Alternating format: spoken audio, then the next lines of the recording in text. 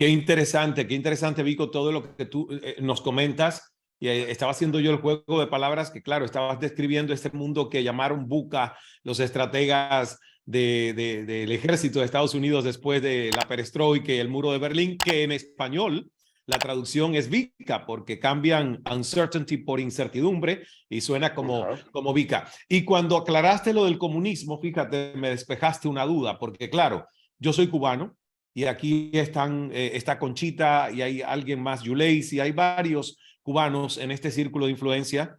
Y en mi caso yo viví 28 años en un país donde bueno, por lo menos yo crecí en mis primeros años confiando que realmente mi bienestar estaba garantizado porque el comunismo y el socialismo dicen a cada quien según su capacidad, según su necesidad, etcétera, etcétera, etcétera.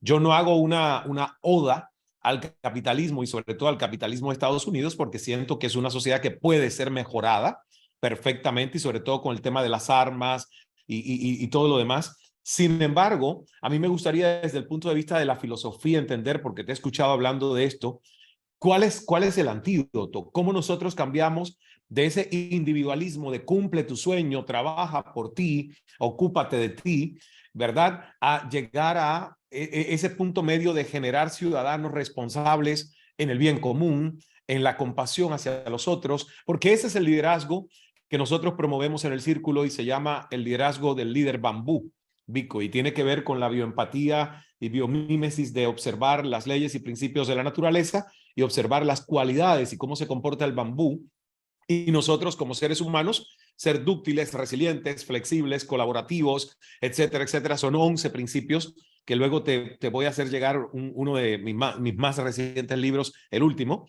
para que lo tengas, que se llama Fluir para no sufrir y entiendas un poco más el concepto nuestro. Entonces, la pregunta es, ¿qué hacer desde nuestro punto de vista? Porque Sócrates dijo, conócete a ti mismo. Y Shakespeare lo dijo también, o sea, que vayamos hacia adentro. ¿Cómo hacer esto? Sí, ¿Cómo ir adentro y al mismo tiempo empatizar con otros afuera? pero como filósofo voy a tener que tener muchos puntos sobre las IE. Pero te va a gustar y estoy seguro que todo el mundo lo va a entender. Lo primero, felicitarte por seguir el camino del Tao. Ya el Tao Te Ching fue Lao Tse el que nos habla hace más de 2000 años del río, flexible ante el viento recio, pero después seguro en las situaciones de bonanza, ¿no?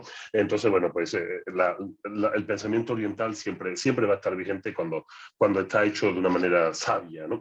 Pero después, con respecto al Nocete Ipsum, al conócete a ti mismo, la famosa frase que no es de Sócrates, es atribuida a toda su escuela porque esta frase la encontramos en el frontis del oráculo de Delfos, en el templo de Apolo, donde la gente iba a preguntar por su futuro, ¿no? La gente va como Leónidas antes de la guerra de los 300, en las Termópilas, se acerca al oráculo de Delfos y entonces allí podía leer conócete a ti mismo. Sin embargo, el tiempo hace que este tipo de sentencias pierda el entendimiento que en aquella época tenía. En aquella época no era necesario poner las cosas completas ni con notas a pie de página. Cualquier griego de la época iba, leía, conócete a ti mismo y la entendía perfectamente. Y te aseguro que no tiene nada que ver con lo que hoy decimos que significa.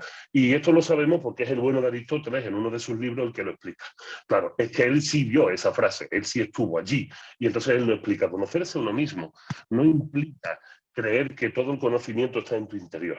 Conocerte a ti mismo significa saber para qué eres bueno y para qué eres malo y así poder ayudar a tu ciudad, así poder ayudar a las personas con las que convives. El pensamiento griego, el que vertebra todo el pensamiento del mundo occidental hoy en día, es un pensamiento basado sobre todo en el sentimiento de colectividad. Toda la ética de Platón, toda la ética de Aristóteles, incluso sus políticas y su moral, se entienden solo bajo el precepto de la vida en sociedad. Por eso es el propio Aristóteles el que dice que el hombre es un animal político. Después lo hemos traducido como el hombre es un animal social, porque también con el paso del tiempo la palabra polis ha perdido la fuerza que tenía en esa época y tenemos que más o menos sustituirla un poco para que la podamos entender. ¿Esto qué significa entonces este noxete ipsum? Significa que el camino para poder ser felices, esto es algo importantísimo, que la palabra felicidad es una palabra que a mí me da mucha rabia hoy en día porque se ha bastardeado mucho. Y entonces los caminos para la felicidad, las metas de la felicidad, cómo ser feliz, Todos estos ejercicios son ejercicios de la no lectura y la no comprensión de textos que llevan 2000 años escritos y que nos lo explican muy fácilmente. Dice Aristóteles a su hijo Nicómaco, fíjate qué cosa más bonita. Aristóteles, para que, por si la gente no lo sabe, es el filósofo teórico más importante de la historia y es el que, gracias a Aristóteles, hoy hay aviones que vuelan. O sea, que no tenemos que decir que Aristóteles es alguien que está tan despegado de nosotros. Aristóteles es el que divide las ciencias, ¿no? Pues en el único libro que yo invito a la gente a leer de Aristóteles porque se puede entender, es la ética para Nicómaco, la ética para su hijo Nicómaco. Y le dice Aristóteles a su hijo, nada más y nada menos, habiendo sido él el tutor, el profesor de Alejandro Magno, el libro se lo dedica a su hijo y no al emperador. Le dice, no confíes en un hombre que no tenga amigos, porque una persona que no tiene amigos no puede ser feliz. Así tal cual nos lo dice. Y ahora resulta, fíjate, ahora resulta que cuando empezamos a investigar en el mundo del ser humano, nos damos cuenta que necesitamos sí o sí tener amigos. No se puede ser feliz de ninguna manera desde la soledad. Eso es absolutamente imposible, porque a menos que la felicidad sea un sitio donde llegues, toques la campana y digas, lo conseguí, solo en ese momento puedes ir solo. Pero es que la felicidad no es eso, porque si es eso, cuando llegas, toca la campana y dices, ya soy feliz, ¿ahora qué? ¿Qué es lo siguiente? ¿Y ahora qué? Claro, es que la felicidad no es un fin. La felicidad es un camino, la felicidad se va haciendo. Claro, cuando la vas haciendo, te das cuenta de que solo no puedes, porque solo te llega la incertidumbre, solo te llega el temor, solo te llega la imposibilidad de hacer, solo te encuentras la no responsabilidad de los demás porque tú no confías en ellos. Ya es Aristóteles el que le habla a su hijo de confianza, no confíes en aquella persona que no tiene amigos. ¿Cómo entonces restañamos el tejido social? Bueno, con mucho esfuerzo, sobre todo, y esto puede que a la gente no le guste lo que voy a decir, pero lo siento, entendiendo que el trabajo para recuperar la confianza en un país va a tardar tanto como lo que costó hacer desconfiados a sus ciudadanos. O sea, que si en México hemos tardado 40 años en hacer que la gente sea desconfiada, para que vuelva a ser confiada vamos a tardar otros 40. Porque la ingeniería humana no se hace de un día para otro. La ingeniería individual sí, pero no sirve para nada. La ingeniería individual no sirve para nada. Podemos llenar el mundo de líderes que si no tienen a quién liderar no vamos a hacer nada. O sea, son líderes que serán profetas en lo alto de una montaña o en lo alto de una columna, hablándole al infinito, pero que no conseguirán nada en su vida. O sea, Elon Musk, que podemos tomarlo como un gran líder, si los miles y miles de personas que tiene alrededor no es nada. Steve Jobs exactamente igual, no es nada. El mismo Thomas Alva Edison tenía a miles de ingenieros trabajando con él. Lo que veíamos eran los resultados aparentemente individuales, pero sabemos todos hoy en día que todas las patentes que él hizo, que él firmó como propias, no eran propias. Eran patentes de todo su equipo de trabajo. O sea, realmente la sociedad no la mueven los individuos, la mueven los grandes grupos. ¿Qué es lo que tenemos que hacer? Empezar a molestarnos en conocer a los demás. Nuevamente, conócete a ti mismo. Conocerte a ti mismo significa acercarte a los demás, preguntarles su nombre, preguntarle a qué se dedican. Y esos son tus vecinos. Yo estoy seguro que de las personas que nos están oyendo ahora, si yo les preguntara, ¿conoces el nombre de los hijos de tus vecinos? La mayoría me diría que no. Si les digo que además si conocen a qué se dedican laboralmente sus vecinos, a menos que uno sea un presentador de televisión, que lo vean por la tarde cuando pongan la tele, tampoco van a saberlo.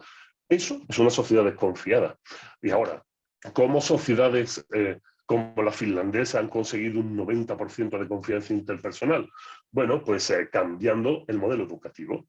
Cambian el modelo educativo, los adultos saben que están podridos, esto es muy importante, asumir que a cierta edad nuestra capacidad de cambio cerebral es muy dudosa, a menos que seamos personas que hayamos estado constantemente poniéndonos a prueba, estudiando, criticándonos, siendo capaces de, algo muy importante, de decir, me arrepiento de haber hecho esto, me arrepiento, si me vuelve a pasar, no pasaría. Aquellas personas que no se arrepienten nunca son personas que nunca han aprendido, ¿no? O sea, es importante esta capacidad de aprendizaje. Entonces sí, podríamos cambiar, pero gran parte de la población no está dada a eso porque no hemos incentivado eso en la población. Hemos incentivado que compren y se endeuden, no que aprendan y sean cultos, ¿no? Entonces, ¿qué significa? Que los finlandeses asumieron que como adultos estaban perdidos, pero la forma de salvar a su país porque esto sucede en Finlandia en el año 1991, cuando cae el muro, cuando cae la Unión Soviética. Finlandia era un país muy pobre, que solo tenía vodka y madera, y poca pesca, y quien le compraba todo era la Unión Soviética.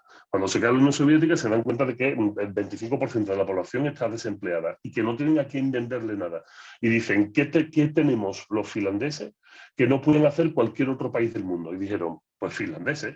O sea, nuestros hijos, y lo que hicieron fue apostar por las nuevas generaciones, un sistema educativo en el cual los niños se conocen, los niños juegan, los niños tienen muy pocas clases de materia, y resulta que en pocos años Finlandia es el país con los mejores índices educativos del mundo, y además, como dirían los norteamericanos, eso en 1968 George Morgan, un sociólogo norteamericano, ya hablaba de esto. Un país con un alto índice de confianza interpersonal es un país muy democrático, es un país sin corrupción, es un país muy inteligente y es un país feliz. Finlandia, aunque nos duela a todos los latinos, y Finlandia es el país más feliz del mundo por quinto año consecutivo según la ONU. Un país donde hace un frío horrible, un país donde hay mucha gente que tiene problemas de depresión, de alcoholismo, propio de un sitio con un clima asqueroso y que tiene una dieta de mierda, y resulta que por 5 años consecutivos es el país más feliz del mundo. ¿Cuánto tenemos que aprender? Es maravilloso, Vico, maravilloso todo lo que nos comentas. Contigo pudiera estar conversando y de hecho no será la última vez, es solo la primera, porque me encanta escucharte y me encanta que nos hagas reflexionar, pensar, entender y tener la responsabilidad, como has dicho, de que a pesar de que nuestro cerebro tiene la capacidad de eso que llaman neuroplasticidad cerebral, si uno no engrasa ese mecanismo de una reflexión crítica, de, como decías, arrepentirme y saber que tomo conciencia de que no lo hice bien, que lo puedo hacer mejor, conectarme con otros, aprender de otros, buscar mentores, o sea, estar en esa constante necesidad de exploración, de expansión del ser. A medida que más años uno tiene, pues cuesta más el cambio, ¿no? El cambio sobre todo de mentalidad, de filosofía, de cómo vemos el mundo. Gracias por todo lo que nos has aportado. Te agradecemos además que te hayas trasnochado estando en Madrid para conversar con nosotros y que nos veamos muchas más veces, ya sea en México, en Madrid o aquí en Miami, donde tienes un lugar para venir que es nuestra casa centro. Por supuesto, claro que sí. Yo encantadísimo, estoy deseando de poder conocer Miami, donde sé que por ahí andan también mis libros. Planeta también los está distribuyendo por algunos sitios de Miami. Entonces, bueno, pues encantadísimo, me encantará ir. Si me invitas, ya sabes, ahí te caigo. Y bueno, pues un placer poder conversar con ustedes. Ha sido de verdad un honor. Gracias, Vico. Feliz noche, descansa y que nos veamos muchas veces más. Gracias, un abrazo.